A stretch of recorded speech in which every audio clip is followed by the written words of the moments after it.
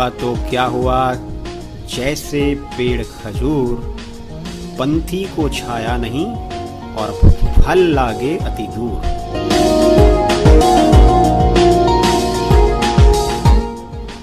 जी हाँ दोस्तों, यह कहावत बहुत पुरानी है और आपने स्कूलों में पढ़ाई के दौरान इस कहावत को सुना होगा लोगों से, और पढ़ाई के दौरान आपने इस दोहे को सुना भी होगा।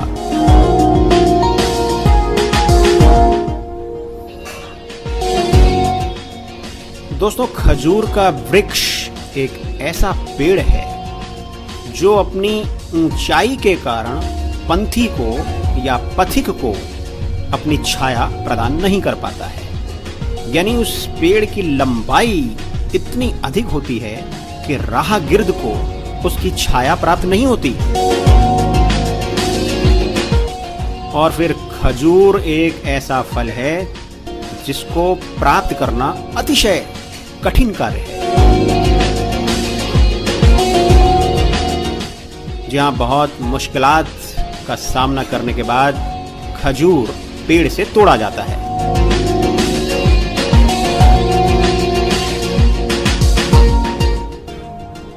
आमतौर पर वृक्ष अपने फलदार चरित्र के लिए जाने जाते हैं और ये झुके हुए हरे भरे वृक्ष मनुष्य को फल प्रदान करते हैं और फिर भी झुके रहते हैं। बदले में हम क्या देते हैं इन वृक्षों को, इन पेड़ों को?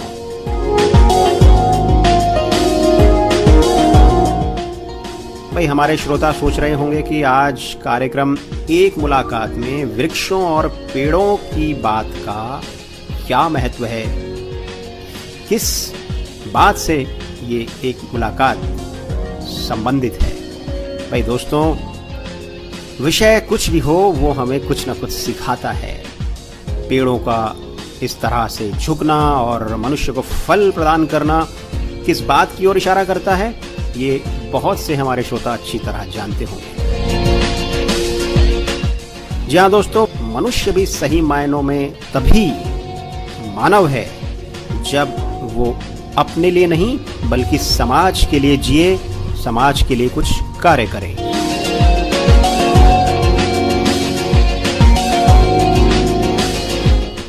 नमस्कार, गुड इवनिंग। दुनिया के तकरीबन 110 मुल्कों में रेडियो उड़ान से जुड़े हुए अपने प्रोग्राम एक मुलाकात के सभी श्रोताओं को मैं खैर मकदम कहता हूँ, इस्तकबाल करता हूँ आपके अपने पसंदीदा प्रोग्राम एक मुलाकात में एक बार फिर से। मैं हूँ आपका दोस्त अमित भट्ट और ये प्रोग्राम हर सप्ताह आपकी खिदमत में पेश किया जाता है www.radioudan.com पर। जी हाँ दोस्तों, पिछले सप्ताह कृतज्ञ राष्ट्र स्वाधीनता दिवस मना रहा था, यानी कि 15 अगस्त को हमारी जो मुलाकात थी वो आपसे इस कार्यक्रम के दौरान तो नहीं हुई, लेकिन हाँ वो जो विशेष प्रसारण था उसमें हमारी बातचीत आपने अवश्य सुनी होगी तमाम दोस्तों से, तमाम श्रोताओं से। तो यही कारण था कि पिछले सप्ताह आपकी और हमारी मुलाकात नहीं हो पाई थी, लेकिन चलिए खैर इस बार हम फिर से हाजिर हैं आपकी सेवा में, आपके साथ लेकर आपका पसंदीदा प्रोग्राम एक मुलाकात।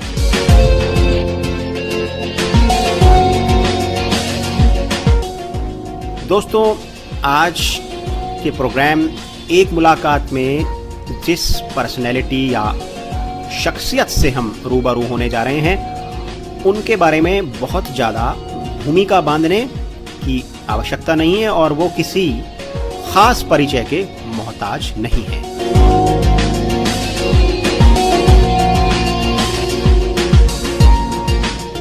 जी हाँ दोस्तों, प्रोग्राम एक मुलाकात में आज के हमारे गेस्ट हैं श्री जवाहरलाल कौल।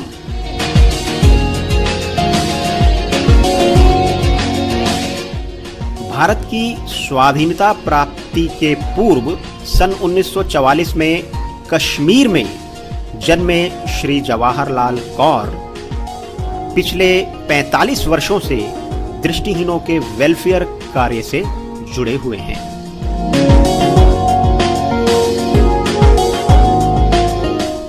जी हाँ दोस्तों, श्री जवाहरलाल कौल, जैसा कि मैंने आपको बताया कि पिछले 45 वर्षों से अपने कार्य क्षेत्र में और ख़ास तौर पर दृष्टिबाधितों के लिए जो उन्होंने कार्य किया है उसमें बड़े सक्रिय रहे हैं और वर्तमान समय में all India confederation of the blind की दिल्ली शाखा के महासचिव हैं।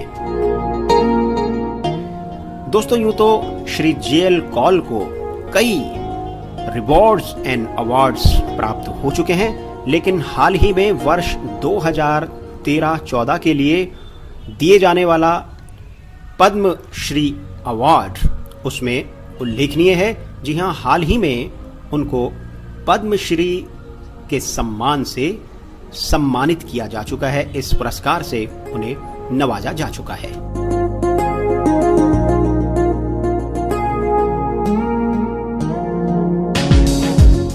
तो दोस्तों, आइए अब सीधे हम बस कुछ ही पलों में ये टेलीफोनिक बातचीत सुनते हैं और बस आप हमारे साथ बने रहें और सुनते रहें रेडियो उड़ान और उस पर ये प्रसारित होने वाला साप्ताहिक कार्यक्रम एक मुलाकात अपने साथी और हमसफर अमित भट्ट के साथ।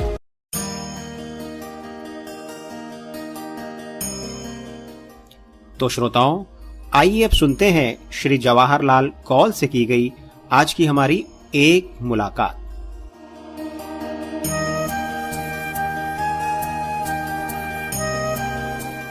सर, सबसे पहले मैं प्रोग्राम एक मुलाकात में आपका तहे दिल से स्वागत करता हूं और हाल ही में जो आपको भारतीय सरकार की तरफ से पद्म भूषण पुरस्कार मिला है उसके लिए मैं आपको मुबारकबाद देना चाहूंगा। धन्यवाद। पद्मश्री मिला है जी। पद्मश्री पुरस्कार हम जैसा कि श्रोताओं को बता चुके हैं कि जे.एल. कौल साहब को मिला है हाल ही में। उसके बारे में हम आगे विशेष चर्चा करेंगे। सर, जब ये पुरस्कार आपको दिया गया तो किस तरह की फीलिंग थी? काफी काम आपने किया है इस क्षेत्र में, अपने क्षेत्र में, और इस पड़ाव में, उम्र के इस पड़ाव में भी आप लग्नशील हैं और कार्य कर रहे हैं। तो जब ये पुरस्कार आपको मिला, जब इसकी घोषणा हुई, तो किस तरह की फीलिंग्स थी आपके मन में? देखिए, मैं इस पुरस्कार के मिलने से पहले 47 साल तक लगातार इस फील्ड में काम करता रहा हूँ और मैंने ये तो कभी नहीं सोचा था कि ये इस तरह का पुरस्कार मुझे मिलेगा। पुरस्कार तो कई पहले मिल चुके थे। पुरस्कार हमेशा ही जब भी मिलता है, कोई भी पुरस्कार हो, उससे आदमी को थोड़ा प्रोत्साहन तो मिलता ही है, इसमें दो राय नहीं है। और इस पुरस्कार के मिलने पर, क्योंकि ये एक दृष्टिबाधितों या विकलांगों के क्षेत्र का पुरस्कार नहीं है, ये मेन स्ट्रीम पुरस्कार है। अगर इसमें हमें वो शामिल करते हैं, हमें इस योग्य समझते हैं, तो जरूरी बात है, थोड़ा अच्छा लगता है। लेकिन पुरस्कार अपनी जगह है, काम अपनी जगह है जी। तो ये वही सिद्धांत है कि कर्म किए जाओ और फल की इच्छा जो है वो नहीं मनुष्य को करनी चाहिए। कहीं ना कहीं उसका परिणाम आपको बिना इच्छा किए भी मिल जाता है।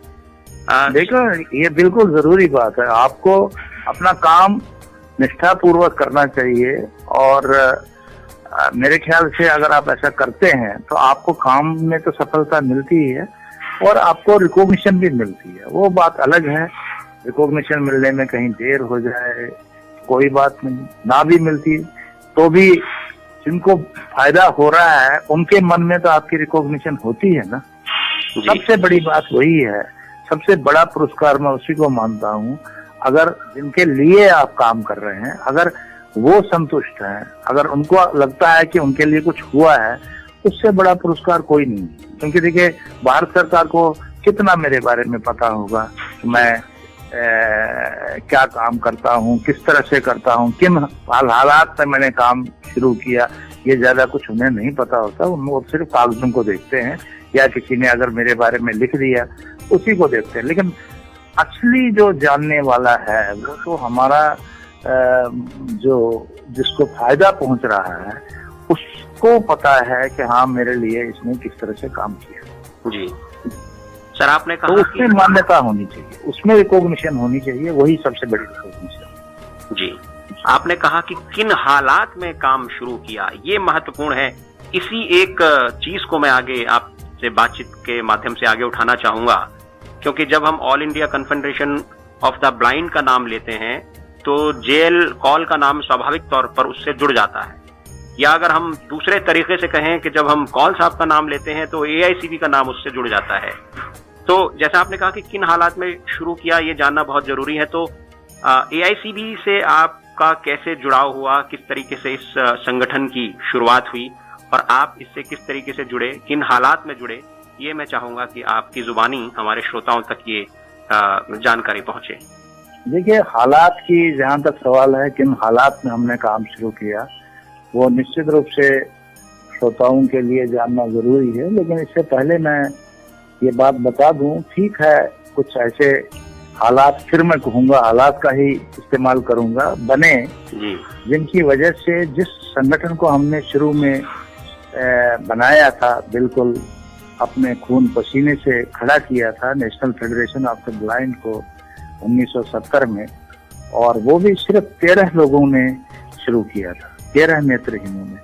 वो पहली नेशनल लेवल की ऑर्गेनाइजेशन थी ब्लाइंड की, और उसमें मैंने पूरे 8 साल तक दिन रात कोशिश की है उसके लिए काम करने की, और किया है, और उसको किसी एक मुकाम तक पहुंचाया है।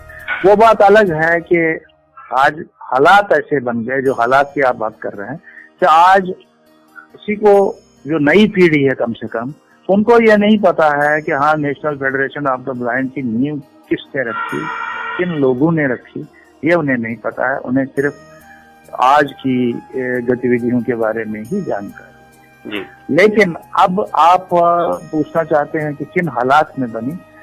हालात यही हुए कि national federation of the blind में जब हमने इतना लंबा समय, 8 साल का लंबा समय, वो भी वैसा समय जबकि हम स्वयं बिल्कुल युवा थे और सिर्फ काम करने का जज्बा था, ज्ञान ज्यादा कुछ नहीं था, उस वक्त वो काम शुरू किया था। और उसके 8 साल के बाद जिस तरह के हालात वहाँ पैदा किए गए और उसमें काम करना असंभव हो गया, तो 2 साल तक हम बिल्कुल चुपचाप बैठे रहे, कुछ नहीं किया, छोड़ दिया था उसको। और उसके बाद हमने ये सोचा कि भाई, हमने इतने लंबे समय तक कुछ सीखा है और हम उसको बेकार क्यों जाने दे रहे हैं। ठीक है, उसमें अब हालात काम करने के लिए नहीं रहे, वहाँ काम नहीं करने दिया जा रहा, कोई बात नहीं, हम कुछ नया शुरू करेंगे। तो हमने फिर से एक बार बिल्कुल नए सिरे से all India confederation of the blind को इस बार थोड़ा और सोच समझकर कि किस तरह की ऑर्गेनाइजेशन होनी चाहिए जो लंबे समय तक चल सकती है। वो 10 नेत्रहीनों ने फिर से सारे देश में से इकट्ठे होकर इसके बारे में सोचा और ऐसे कार्यक्रमों को टेकअप करने का फैसला किया जो हमारे लिए आवश्यक थे। जैसे दृष्टिबाधित महिलाएं हैं, बूढ़े लोग हैं, ग्रामीण इलाकों में दृष्टिबाधित लोग हैं जिनकी तरफ कोई ध्यान नहीं देता है, या फिर ऐसे प्रोजेक्ट जो कि चल रहे हैं, अगर या तो चल ही नहीं रहे हैं या तो चल रहे हैं तो वो बिल्कुल ऐसे हालात में चल रहे हैं जो उनको असफल ही कहना पड़ेगा। और यही प्रोग्राम, हम इस तरह के प्रोग्राम्स को चलाने के लिए इस ऑर्गेनाइजेशन को शुरू किया। और साथ में उसके साथ और बात थी कि नेशनल लेवल की ये हो, एक अम्ब्रेला ऑर्गेनाइजेशन हो जिसमें जो डिफरेंट स्टेट्स में, जिलों में ऑर्गेनाइजेशंस नेत्रहीन चलाते हैं उनको हम अपने साथ जोड़ सकें और जोड़कर उनका भी एम्पावरमेंट करें और वो हमारा एम्पावरमेंट करें। तो ये हमारा उद्देश्य था। इसी उद्देश्य को लेकर सिर्फ 300 रुपए से हमने इस संगठन को 1980 में शुरू किया और कमिटमेंट थी 10 लोगों की, और उस 10 लोगों की कमिटमेंट से आज एक बहुत बड़े पेड़ के रूप में विद्यमान है आपके सामने। और ये बात साबित करता है जो आज बहुत से लोग, हमारे जवान लोग रोना रोते हैं, साधन नहीं है, ये नहीं है, वो नहीं है, रिसोर्सेज कहाँ से लाए। हमारे पास कोई रिसोर्सेज नहीं थी, हमारे पास कोई जगह बैठने की नहीं थी, हमने घर के एक कमरे में शुरू किया था, लेकिन आज हमारे पास 3 बड़ी बड़ी बिल्डिंग्स हैं और सारे देश में नाम है, सारे विश्व में नाम है। तो ये देखिए कमिटमेंट से होता है। और हम काम क्या करते हैं उसके बारे में अगर आप जानना चाहते होंगे, वैसे सारे दृष्टिबाधित लोग जानते हैं।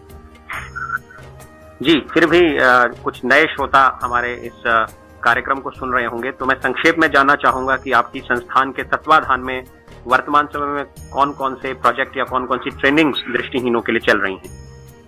देखिए, मैं आपको बता दूं कि 1982-83 में जब हमने पहली बार स्टेनोग्राफी का ट्रेनिंग शुरू किया था, और उस वक्त सभी नेत्रहीनों की संस्थाएं भी और स्वयं जो प्रबुद्ध नेत्रहीन माने जाते थे उनका भी कहना था ये बिल्कुल गलत कर रहे हो, इसका कोई फायदा नहीं होगा, नेत्रहीन स्टेनोग्राफर कहाँ से बनेगा।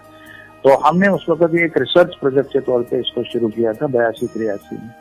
आज आप इसका परिणाम देख सकते हैं। आज 400 से अधिक लोग बैंकों में, पब्लिक सेक्टर में, मिनिस्ट्रीज में या दूसरे स्टेट्स में लगे हुए हैं, काम कर रहे हैं, और उनमें से 11 लोगों को नेशनल अवार्ड भी मिल चुका है बेस्ट परफॉर्मेंस के लिए। इसी तरह से देखिए, ब्रेल प्रिंटिंग का काम बहुत कमजोर हालात में था जब हमारा संगठन चल रहा था। उस वक्त देखिए हमने ब्रेल प्रिंटिंग प्रेस शुरू किया 1997 में। 1997 में जब ये शुरू किया तो हमारे सामने बहुत बड़ी चुनौती थी कि ब्रेल प्रेस चलाया कैसे जाए। सभी इंटरनेशनल ऑर्गेनाइजेशन भी और नेशनल लेवल पर तो कहते ही थे कि ये एक सफेद हाथी है, इसको चलाना बहुत मुश्किल बात है, आप गलत प्रोजेक्ट हाथ में ले रहे हैं, कैसे चला पाएंगे। हमने कहा चला पाएंगे या नहीं चला पाएंगे तो बात की बात है, हम देखेंगे इसको चलाकर। आज देखिए, पिछले साल की बात है, हमने 55 लाख की किताबें बेची और हर साल किताबों को हम बड़े पैमाने पर लोगों तक पहुंचा रहे हैं। लोग कहते थे नेत्रहीन कहाँ खरीदेंगे। मेरे पास डिफरेंट स्टेट से लोग यहाँ बेचारे चल के आते हैं, कई तो वहीं मंगवाते हैं, कई चल कर आते हैं कि हमें किताब चाहिए। तो देखिए, ये काम है, काम को करने का तरीका होना चाहिए, लोगों तक पहुंचाने की अकल होनी चाहिए। उससे ये तरह से आज देश में हम कई भाषाओं की पुस्तकें तैयार कर रहे हैं, एक की नहीं, कई भाषाओं में टेक्स्ट बुक्स भेज रहे हैं, नॉवल, दूसरी जनरल नॉलेज, रिलीजियस पुस्तकें, क्या चीज नहीं मिलती। 10 तो यहाँ मैगजीन निकल रहे हैं। तो ये एक साधारण बात नहीं। तो ये तो ब्रेल प्रेस की बात है। फिर रूरल रिहेबिलिटेशन की बात जब हम करते हैं, कम्युनिटी बेस्ड रिहेबिलिटेशन की बात करते हैं, देखिए हिंदुस्तान में आप जानते हैं कि सबसे ज्यादा आबादी गाँव में, और नेत्रहीनों की आबादी गाँव में होना स्वाभाविक है। जब सबकी आबादी ज्यादा है वहां पर सर्विसेज क्या है, सरकार की तरफ से कौन सी सर्विस वहां पर अवेलेबल है, या इवन एनजीओ भी कितने जा रहे हैं गाँव में, सब शहरों में सिमटे हुए हैं। तो गाँव में कुछ करने की जरूरत है। तो हम गाँव में ट्रेनिंग देते हैं, गाँव में जाकर उनके घरों पर ट्रेनिंग देते हैं। उन ट्रेनिंग देने के बाद उनको हम बिना ब्याज का पैसा देते हैं, उनकी दुकानें खुलवाते हैं, पशुपालन का काम करते हैं, उनको इसी तरह से खेती बाड़ी में लगाते हैं। तो ये देखिए, ये एक शुरुआत होती है। जब उनको एक आदत पड़ जाती है कमाने की, फिर वो आगे अपने आप उसको बढ़ाने के लिए प्रयत्नशील रहते हैं। हम दूसरी बार भी उनको मदद करते हैं इस तरह की बिना ब्याज का पैसा देकर, और ये पैसा वापस भी आता है। मैं नहीं कहता 100% आता है, लेकिन 80-85% पैसा वापस भी आता है। तो देखिए, ये एक बहुत इम्पोर्टेंट काम है। बेशक हमने इस मॉडल स्कूल के तौर पर चलाया। ऐसा ही एक प्रोजेक्ट अगर आप और जानना चाहें, वो है स्पेशल स्कूल। आज स्पेशल स्कूल को जो तथाकथित विशेषज्ञ है वो नकार रहे हैं, लेकिन गलत है। आज हमारी एजुकेशन की जो स्थिति है, इंक्लूसिव एजुकेशन में, आप मेट्रोपॉलिटन बड़ी बड़ी सिटीज को छोड़ दीजिए, आप गाँवों में लीजिए, आप साधारण छोटे शहरों की बात करिए, वहां पर क्या हालात है। मेरे पास हर दूसरे तीसरे दिन एक बच्चा आता है, मैं 5th में पढ़ रहा था जी, मैं 6th में पढ़ रहा था, अब मुझे स्कूल वालों ने हटा दिया है, क्योंकि वो कहते हैं जी अब तुम्हें पढ़ाना मुश्किल है, क्योंकि अब तक तो वैसे क्लास में बिठा रहे थे, अब क्या करें, तुम्हें ना पढ़ना आता है ना लिखना आता है। तो देखिए, स्पेशल एजुकेशन अगर ठीक से दी जाए, अनफॉर्चुनेटली हमारे देश में स्पेशल एजुकेशन के स्कूल भी ठीक से नहीं चल रहे हैं। हमने वो भी एक ऐसा प्रयोग करके दिखाया, स्पेशल एजुकेशन किस तरह से चलाई जा सकती है। लोग कहते थे साइंस लैब नहीं हो सकती, ब्लाइंड साइंस लैब का क्या करेंगे। हमने साइंस लैब सेटअप करके दिखाई और साइंस लैब में 80-85% प्रयोग वो करते हैं और बहुत बेहतरीन साइंस लैब है, इसको और लोग भी आकर देखते हैं। हमने कंसेप्ट फॉर्मेशन के लिए रिसोर्स सेंटर बनाया, जिससे कि बच्चे, देखिए हम लोग तो देख नहीं सकते, हम लोग मॉडल के थ्रू, हम लोग छू कर ही तो देख सकते हैं ना चीजों को। वैसी एक लैब बनाई, उसको देख के बच्चों का प्रशिक्षण होता है, शिक्षण होता है और उससे वो सेकंड क्लास से ही उनको कंप्यूटर की ट्रेनिंग देनी शुरू की। देखिए आदर्श चीज अगर आप बनाएंगे तो निश्चित रूप से उसके परिणाम भी आदर्श ही होंगे। जी।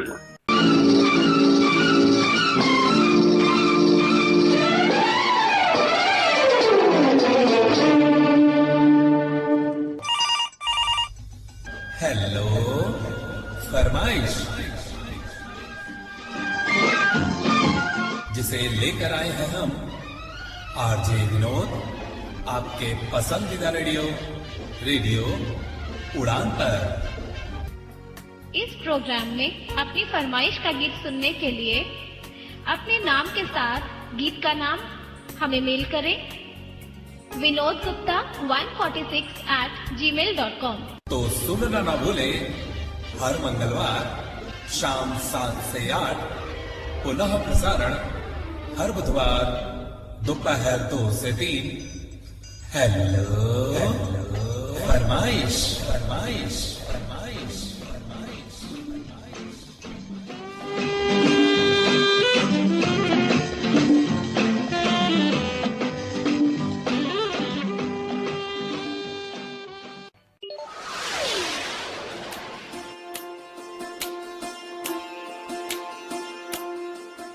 आप सुन रहे हैं एक मुलाकात आरजे अमित के साथ।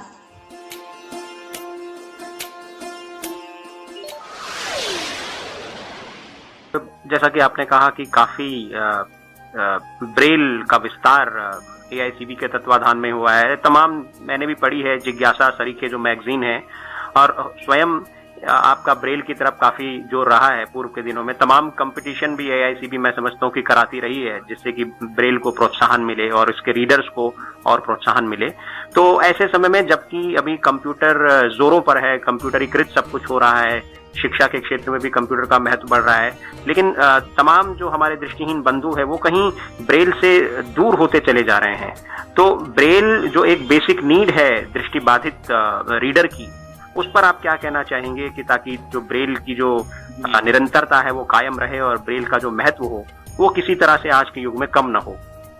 देखिए, मैं तो इस बारे में मेरी बहुत सोच इस बारे में साफ है। ये एक कुछ मैं कहूँगा स्वार्थी तत्वों का एक प्रचार तंत्र ऐसा चल रहा है जो अपने माल को बेचना चाहते हैं जी। उन्होंने कंप्यूटर करके ब्रेल को नुकसान जरूर पहुंचाया है, काफी नुकसान पहुंचाया है। लेकिन मैं आज भी आपको ये बताना चाहता हूँ, आप हिंदुस्तान में देखिए, आप जानते हैं बैलगाड़ियों से कितना ट्रांसपोर्टेशन होता है हिंदुस्तान में जी। जबकि यहाँ हवा से तेज चलने वाले जहाज भी हैं जी। लेकिन बैलगाड़ी का ट्रांसपोर्टेशन खत्म नहीं हुआ। हमारा देश गांव में बसता है जी। आज भी आप ये याद रखें। और छोटे शहरों का देश है ये, बहुत बड़े बड़े शहर तो कुछ है जिनमें आके कंप्यूटर की बात सुन रहे हैं, उनमें आज भी ब्रेल ही चलेगी और ब्रेल अगले कई दशाब्दियों तक चलती रहेगी। ब्रेल को कोई नुकसान होने वाला नहीं है। आप मुझे आज भी बहुत से रीडर मिलते हैं जी, हमें सुनकर तो कुछ समझ नहीं आता, आप जब खुद पढ़ते हैं तब सब सचमुच आनंद आता है। लेकिन अब ये देखिए, हमारी भी कुछ कमियां हैं कि भाई हम हर स्तर पर ब्रेल में दे नहीं पाते। लेकिन एक बात हमें जरूर सभी को, जितने भी प्रबुद्ध नेत्रहीन हैं कम से कम, उन्हें इस बात का प्रचार करना चाहिए, उन्हें इस बात का प्रयास करना चाहिए कि जो स्कूल लेवल पर है उस पर तो किसी कीमत पर भी टेक्स्ट बुक्स ब्रेल में रिकॉर्डेड फॉर्म में या कंप्यूटर पर नहीं दी जानी चाहिए, किसी कीमत पर भी नहीं दी जानी चाहिए। वो ब्रेल क्योंकि देखिए मेरे पास तो हर साल लोग आते हैं, उनके स्पेलिंग इतने पुअर हो गए हैं, इतने कमजोर हो गए, हिंदी में भी और अंग्रेजी में भी, यानी कि इंग्लिश में। मेरे पास कल की बात है, 4 लड़कियां आई, 4 लड़कियां स्कॉलरशिप, क्योंकि हम लड़कियों के लिए स्कॉलरशिप देते हैं, आपको शायद पता होगा, 2000 से दे रहे हैं। तो मैंने उनसे एक ही बात पूछी, मैंने कहा देखिए तुम पढ़ते लिखते तो हो नहीं, स्कॉलरशिप के स्पेलिंग तो बता दो। वो स्कॉलरशिप की स्पेलिंग नहीं बता सकी, बताइए। ये रिकॉर्डिंग ने, आप ये ना सोचें रिकॉर्डिंग ने हमारा बहुत बड़ा फायदा किया। रिकॉर्डिंग तभी ठीक है जब आपकी बेस ठीक हो। अगर आपकी बेस ठीक नहीं है तो रिकॉर्डिंग आपके लिए घातक है। आप नेत्रहीनों का बहुत बड़ा नुकसान कर रहे हैं। आप कल कहीं तो लगेंगे, टीचर लगेंगे, लेक्चरर लगेंगे, या ऑफिस में भी लगेंगे, उन्हें भाषा की स्किल तो अच्छी होनी चाहिए या नहीं होनी चाहिए? बिल्कुल ठीक बात है। मैं गलत कह रहा हूं तो आप मुझसे जरूर असहमत हो सकते हैं। जी नहीं, बिल्कुल ठीक बात है। जो बेसिक स्किल्स है, खास तौर पर बेसिक स्किल तो देखिए ब्रेल से ही आएगी जी। अगला आदमी ना पढ़ सकता है ना वो लिख सकता है, तो उसको मैं लिटरेट कैसे कहूं? मैं तो उसको इलिटरेट मानता हूं। जी। तो ये हमारे खास तौर पर श्रोता सुन रहे होंगे जो ब्रेल के महत्व को थोड़ा सा कम करके आंक रहे हैं कि, और ये बिल्कुल ठीक बात है। व्यक्तिगत तौर पर मैंने भी अनुभव किया है कि अगर आपको स्पेलिंग इत्यादि अपनी सुधारनी है तो वो ब्रेल ही एक माध्यम है जिससे कि आपकी फिंगर टिप्स पर वो जो है वो स्पेलिंग रहें, आप एक एक अक्षर, एक एक शब्द सही तरीके से पढ़कर और फिर उसे समझ सकें। तो देखिए ना, आंख से जब आप देखते हैं तो आपके दिमाग में एक पिक्चर बनती है उस शब्द की जी। और उंगली से जब आप पढ़ते हैं तब भी आपके दिमाग में उस स्पेलिंग की पिक्चर बन जाती है जी। लेकिन सुनकर तो आपको प्रोनाउंसिएशन ठीक हो सकती है जी। लेकिन आपके स्पेलिंग कहाँ से हो जाएगी? जी, सही बात है। तो सर, यहाँ से अब मैं संस्था से अब आपके व्यक्तिगत जीवन पर जाना चाहूंगा और उस पर भी मैं बचपन के दौर में जाना चाहूंगा। किसी व्यक्ति का बचपन बहुत महत्वपूर्ण होता है, तो आपका शुरुआती जीवन कैसे रहा, किस तरह के स्ट्रगल आपने फेस किए और आपकी व्यक्तिगत जो जीवन धारा रही है प्रारंभ से, उस पर मैं संक्षेप में आपसे कुछ जानना चाहूंगा। देखिए, मैं एक स्वस्थ बालक के तौर पे पैदा हुआ था कश्मीर में और 5 साल की उम्र में मुझे चेचक की वजह से मेरी आंखें जाती रहीं। अब उसके बाद स्कूलिंग का सवाल हुआ तो उस वक्त तो सारे नॉर्दर्न इंडिया में सिर्फ अमृतसर में एक स्कूल था और तो कोई था नहीं। तो उसकी स्कूल की बात हुई, भाई वहाँ भेजा जाए, तो मुझे 8-9 साल की उम्र में मुझे वहाँ भेजा गया। मेरे लिए बड़ी समस्या थी क्योंकि मेरी भाषा भी कश्मीरी थी और वहाँ भाषा का भी प्रॉब्लम था और बाकी घर से बहुत दूर जाने का इस छोटी आयु में प्रॉब्लम था ही। लेकिन ये धीरे धीरे सबकी होती है, सभी नेत्रहीनों ने फेस की है जो स्पेशल स्कूल्स में गए। ये चलती रही। उसके बाद हमने वहाँ पढ़ना शुरू किया, सिर्फ 5th क्लास तक था वो। उसके बाद प्राइवेटली हमने मैट्रिक वहाँ किया। उसके बाद फिर मैंने डीएवी कॉलेज, जो बहुत प्रेस्टिजियस कॉलेज वहाँ का अमृतसर का था, उसमें एडमिशन के लिए प्रयास किया।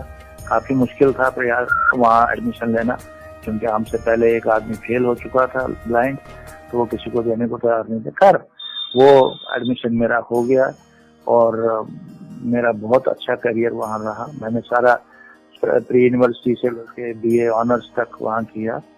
ऑनर्स मैंने गोल्ड मेडल लिया पंजाब यूनिवर्सिटी में। उसमें भी एडमिशन बड़ी मुश्किल से दे रहे थे क्योंकि ब्लाइंड आदमी है, ये कैसे पढ़ेगा, क्या करेगा, 100 सवाल थे, लेकिन उसको भी हमने पार किया। तो यहाँ तक मैं पहुँच गया। टाइप से ही मैंने प्री यूनिवर्सिटी से, राइटर मैंने बिल्कुल यूज नहीं किया है। प्री यूनिवर्सिटी से लेके ऑनर्स तक हिंदी, इंग्लिश, संस्कृत सब दोनों टाइप आते थे मुझे और मैंने उसी से एग्जाम दिया। मैं पहला स्टूडेंट था पंजाब यूनिवर्सिटी में जिसने इसका इस्तेमाल किया। तो इस तरह से मेरा बचपन बीता है। वाकई बचपन, मेरी परिवार कोई अमीर परिवार नहीं था, काफी लोअर मिडिल क्लास ही कह सकते हैं। हम 5 भाई बहन थे और हमारा संयुक्त परिवार था। हमारे अंकल भी हमारे साथ ही थे, उनके भी 5 थे। तो इस तरह से 14 लोगों का परिवार था। तो हमारी कोई आर्थिक स्थिति अच्छी नहीं, तो वही उसी तरह से मैं आज भी हूँ। मैं आज भी कोई अमीर आदमी नहीं हूँ, मैं साधारण परिवार से बिलोंग करता हूँ। जी। तो कश्मीर में अपना कोई मकान नहीं है जी, किराए के मकान में आज भी मैं रहता हूँ जी जी। कश्मीर में किस ईयर में सर आपका जन्म हुआ था, कौन से वर्ष? मैं 1944 में पैदा हुआ था। जी जी, यानी कि स्वाधीनता प्राप्ति से पहले आपका जन्म हुआ था। हाँ जी, 2-3 साल, लेकिन हमें उसके बारे में कोई ज्यादा जानकारी नहीं। जी जी सर, अनुशासन का बड़ा महत्व समझते हैं, ऐसा सुनने में आया है, आपके बारे में समझने में आया है कि भाई जेएल कौल जो है वो अनुशासनहीनता कतई बर्दाश्त नहीं कर सकते एक एडमिनिस्ट्रेटर होने के नाते। और कुछ लोग तो यहाँ तक भी कहते हैं कि आपके यहाँ से जो विद्यार्थी पास आउट कर रहे हैं, जो ट्रेनीज हैं, वो आमतौर पर वो सरकारी क्षेत्र में और अब तो प्राइवेट क्षेत्र में भी काफी सफलताएं प्राप्त कर रहे हैं, क्योंकि उनको एक सही दिशा निर्देश, एक सही डायरेक्शन उनको मिल रही है और उसमें अनुशासन का बड़ा महत्व है। तो हमारे जो स्टूडेंट्स हैं, जो विद्यार्थी हैं, अनुशासन के बारे में, उसके महत्व के बारे में मैं चाहूंगा कि संक्षेप में आप अगर कुछ कहना चाहें। देखिए, अनुशासन तो हर एक चीज की सफलता की कुंजी है, मैं मानता हूँ। और अनुशासन के बिना तो कोई भी चीज सफल नहीं हो सकती। और संस्थाओं में, संगठनों में अनुशासन अगर नहीं होगा तो कैसे चलेगा, आप बताओ जी। अब जहाँ तक सवाल है यहाँ का, यहाँ जो भी विद्यार्थी, छात्र छात्राएं आते रहें, हम हमेशा प्रयास करते हैं कि वो अपने दायरे में रहें और यहाँ जिस काम के लिए आए हैं उस काम को बखूबी करें। और सच बात बताऊं मैं, मुझे कई बार बड़ी खुशी भी होती है इसको देख के।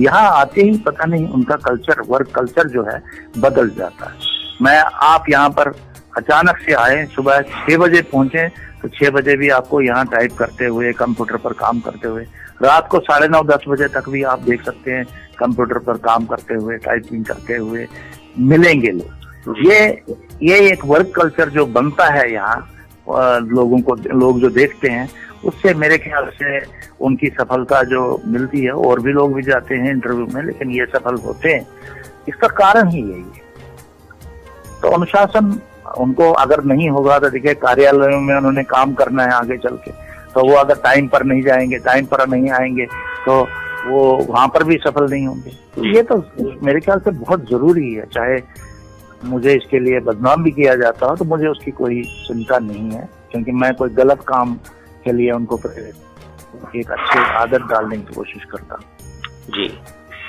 और यूं तो आपका सारा समय जो है वो व्यस्तता से भरा हुआ होता होगा, तमाम आपको काम करने होते होंगे, लेकिन कभी कभी जब आपको फ्री टाइम मिलता है तो क्या क्या शौक या हॉबीज आपकी होती हैं सर? अगर आप सोचें कि मेरी कोई ज्यादा हॉबीज है, देखिए मेरा जो खाली टाइम होता है, चाहे मैं बस स्टैंड पे बैठा हूँ, चाहे मैं बस में बैठा हूँ या शाम को जाने के बाद हूँ, मैं प्रूफ रीडिंग करता हूँ ब्रेल बुक्स की। क्योंकि देखिए, मैं जब उल्टे धंधे करके पैसे नहीं कमाता, तो मैं अपना जेब खर्च निकालने के लिए प्रूफ रीडिंग जो यहाँ होती है बुक्स की, वो करके जो हम औरों को देते हैं उससे आधा पैसा लेके मैं वो करता रहता हूँ। उससे मेरा चाय पानी का खर्चा निकल जाता है। यही मेरी हॉबी है। बाकी रेडियो जरूर सुनता हूँ और कोई लंबी चौड़ी हॉबी है मेरी नहीं जी। ये बड़ा संदेश है लोगों के लिए कि आप संस्थान के अंदर स्वयं प्रूफ रीडिंग करके अपने लिए जेब खर्चा निकालते हैं और फिर अपनी जीवन की जो दैनिक दिनचर्या है उसको आप देखिए अमित जी, संस्थाएं आज क्यों बदनाम है? कारण बहुत स्पष्ट है कि उन लोगों ने साधनों का दुरुपयोग किया जी। अगर आप साधनों का दुरुपयोग करेंगे तो लोगों का विश्वास कैसे जीतेंगे जी? आपको लोगों का विश्वास जीतना है। हमारी ऑर्गेनाइजेशन की लोगों को इतना भरोसा है, चाहे नेत्रहीन मेरी बुराई जितनी मर्जी करें, लेकिन वो फिर भी ये कहेंगे कि नहीं यार, वो बेईमान नहीं जी। वो एक साख बनती है, काम करने के बाद ही बनती है। और अगर मेरे पास 2 गाड़ी है लेकिन मैं बस में आता हूँ, क्यों आता हूँ? क्योंकि गाड़ी मेरे घर से मुझे लाने के लिए नहीं बनी है जी। या गाड़ी मुझे छोड़ने के लिए नहीं बनी है जी। मैं अपना पैसा खर्च करके बस से आता हूँ जी। वो भी नहीं, मैं फ्री नहीं जाता, फ्री आता नहीं हूँ जैसे दूसरे लोग जाते हैं। मैं अपना पैसा खर्च करके जाता हूँ बस में, सिटी में। तो ये देखिए, कुछ प्रिंसिपल्स अगर आप संस्था में बनाएंगे तो उसका परिणाम अच्छा निकलेगा, उसका असर दूसरे लोगों पर अच्छा पड़ेगा। अगर आप नींव ही उसकी ठीक नहीं रखेंगे तो आप दूसरों को क्या कह सकते हैं? बिल्कुल ठीक बात है। यानी पहले स्वयं आपको एक प्रबल उदाहरण स्वयं बनना पड़ेगा आपको। अगर आप संगठन में काम कर रहे हैं तो आप निःशुल्क कर रहे हैं, ऑनरेडी कर रहे हैं, लेकिन ऑनरेडी कर रहे हैं, उधर से आप पैसा खा रहे हैं जी। वो तो नहीं हो सकता, वो तो नहीं चल सकता। अगर वो कर रहे हैं तो उसका देखिए, लोगों की आंखें ना होते हुए भी कान बड़े तेज होते हैं जी उन्हें सब पता रहता है। जी। तो ये कुछ तो आपको बनाना पड़ेगा संगठनों में, अगर आपको संगठन सचमुच चलाने हैं। बाकी तफरीह मचानी है तो वास्तव की बात जी जी।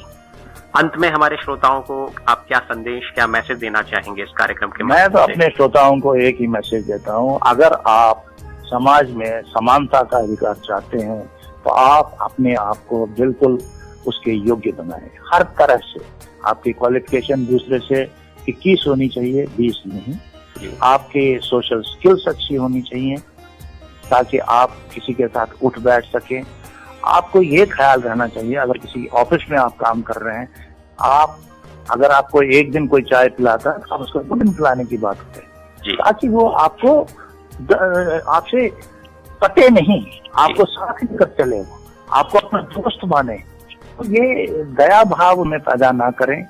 जैसा मैं कई बार देखता हूँ, बसों में लड़के लड़कियां जाते हैं, हमें भी फीस भी देनी पड़ती है, हमें ये भी, तो दूसरे से पैसा मांगने की कोशिश कर रहे हैं। ये ठीक नहीं है। इससे देखिए हमारी इमेज नहीं बन रही है। और जो लोग काम कर रहे हैं, जो अगर कहीं नौकरी पर लगे हैं, उनको काम ढूंढना चाहिए अपने लिए, खाली बैठकर नहीं रहना चाहिए। ये एक बहुत बड़ी प्रॉब्लम होगी आगे चलकर हम लोगों के लिए जी। हमेशा ऐसे नहीं रह सकता जी। बिल्कुल श्रोताओं, जैसा कि कॉल साहब ने इशारा किया कि मनुष्य को निर्भीक होना चाहिए, स्वावलंबी होना चाहिए और सामाजिक होना चाहिए। केवल लेने की हमें कोशिश नहीं करनी चाहिए और ये भी हमारा प्रयास होना चाहिए कि हम भी समाज में किसी न किसी तरीके से प्रत्यक्ष या अप्रत्यक्ष रूप से हम कोई ना कोई सहयोग करने की कोशिश करें, कंट्रीब्यूट करने की कोशिश करें, ताकि और एक स्वच्छ समाज, दृष्टिहीन लोगों के साथ साथ जो दृष्टिवान लोग हैं वो भी जुड़ने की कोशिश करें और एक अच्छा कहना चाहिए कि वातावरण वो समाज में फैले। सर, बहुत अच्छा लगा आपसे बात करके और प्रोग्राम एक मुलाकात का हिस्सा बनने के लिए और हमसे बातचीत करने के लिए आपका बहुत बहुत धन्यवाद। बहुत बहुत धन्यवाद मौका देने के लिए।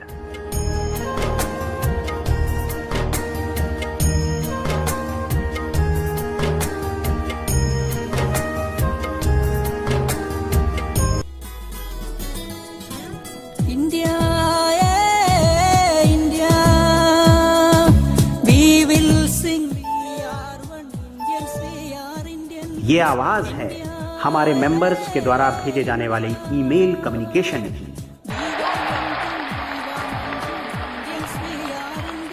ये आवाज है हमारे ग्रुप के द्वारा ऑर्गेनाइज की जाने वाली कन्वेंशन और वर्कशॉप में पार्टिसिपेट करने वाले लोगों की। और इन सब का नाम है से everything. Say Everything means a group of integration. से एवरीथिंग यानी एक आवाज, विचार और अभिव्यक्ति की। Say Everything means a group of free expression.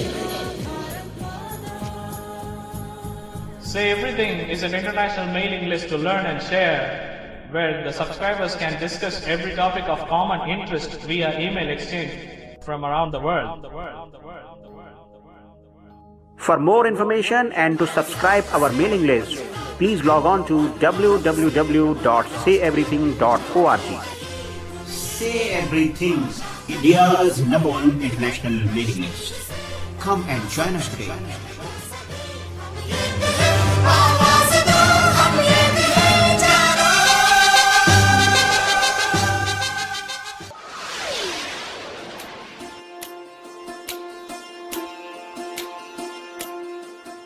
आप सुन रहे हैं एक मुलाकात आरजे अमित के साथ।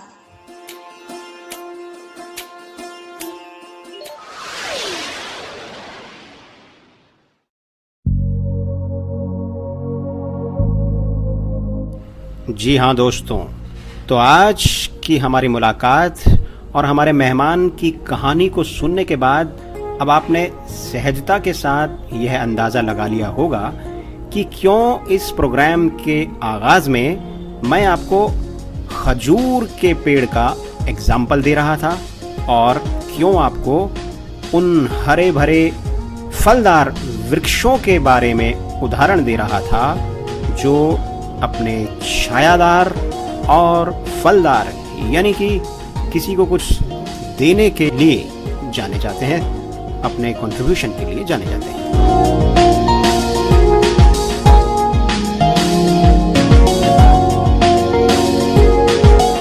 दोस्तों, प्रोग्राम एक मुलाकात के आज के एपिसोड के बारे में आप अपने विचार और फीडबैक हमें ईमेल कर सकते हैं। हमारी ईमेल आईडी amit@radioudan.com पर और mail@radioudan.com पर। और अब वेबसाइट से तो आप बखूबी परिचित हो गए होंगे ना दोस्तों। जी हाँ, हमारी वेबसाइट का पता है www.radioudan.com, जहां आप तमाम जानकारी हमारे प्रोग्राम एक मुलाकात के बारे में और रेडियो उड़ान से प्रसारित होने वाले तमाम दूसरे प्रोग्राम्स के बारे में हासिल कर सकते हैं। ये जानकारियाँ, इन्फॉर्मेशन और फीडबैक सेक्शन में जाकर के, दरअसल वहाँ एक लिंक है, पेज है, सबमिट योर फीडबैक के नाम से, आप उस पर क्लिक करें और आज के हमारे प्रोग्राम के बारे में जो आपके सुझाव हैं, जो फीडबैक हैं, वो हमें आप सीधे भेज सकते हैं। तो दोस्तों, अब वक्त हमें इशारा कर रहा है। देखिए, वक्त बड़ा बलवान है और केवल वक्त ही एक ऐसी चीज़ है जो कि किसी भी तरह से मजबूर नहीं है। जी हाँ, वक्त कभी रुकता नहीं है, ना ही उसकी कोई मजबूरी है, लेकिन यहाँ पर आपको और हमको रुकना होगा सिर्फ और सिर्फ एक सप्ताह के लिए। जी हाँ, इस एक सप्ताह के अंतराल के बाद हम फिर हाजिर होंगे लेकर आपका पसंदीदा प्रोग्राम एक मुलाकात, एक नई शख्सियत और एक नई पर्सनैलिटी के साथ। आप सुनते रहें रेडियो उड़ान और अपने दोस्त अमित